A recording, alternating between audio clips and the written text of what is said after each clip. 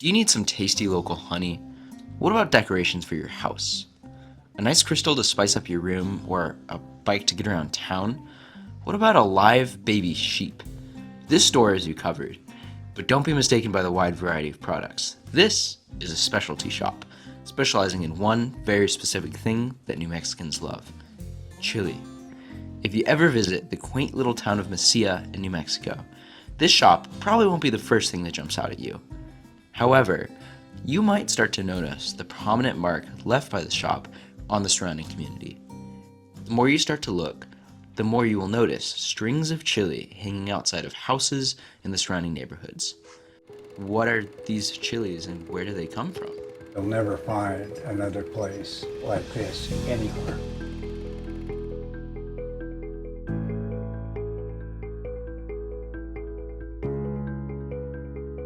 This is called a chili ristra.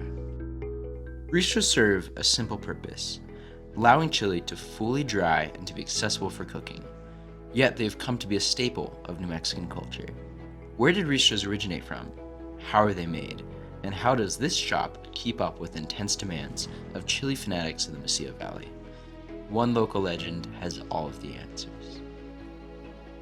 Today we're going to show you how to make and assemble a ristra.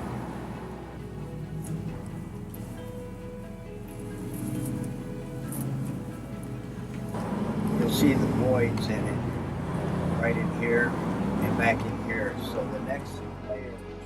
My name is Chris Alexander. I'm the original Ristra man in Mesilla, and we started business in 1988 and have continued ever since. Can I just get a little bit instead of the whole thing? Sure. Because I have some mild and I want to mix it. Everything that's in here is either made in New Mexico or Mexico.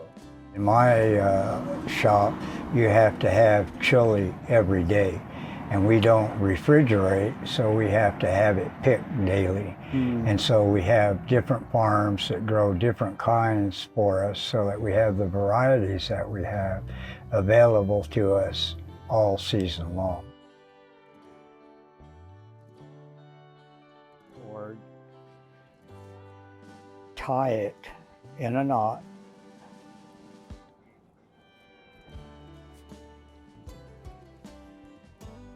Then we take this,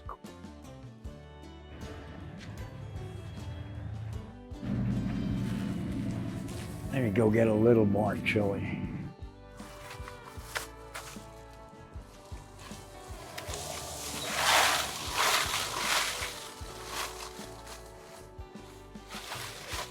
To start the ristra, usually you put 3 pieces of chili in the string, bring it up and over,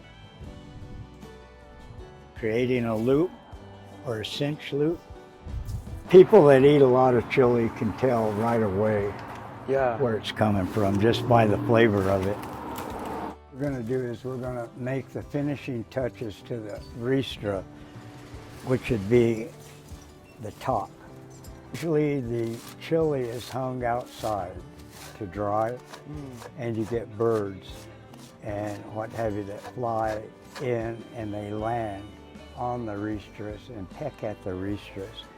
But with the corn husk on top of it, because it's so soft and what have you, they don't like to land on it because it's hard for them to stand on it, so it's more of a deterrent. Hatch chili is grown in a sandy soil, and so the plant itself can't absorb as much water when you water, and so with it not having the opportunity to absorb the water, it creates a thinner wall chili, and that chili will have more of a tangy or tart flavor to it, opposed to valley chili.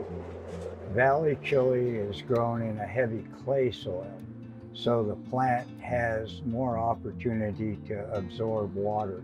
You can irrigate one day, go out the next day, pull a pod off, break it in half, and pour water out of it.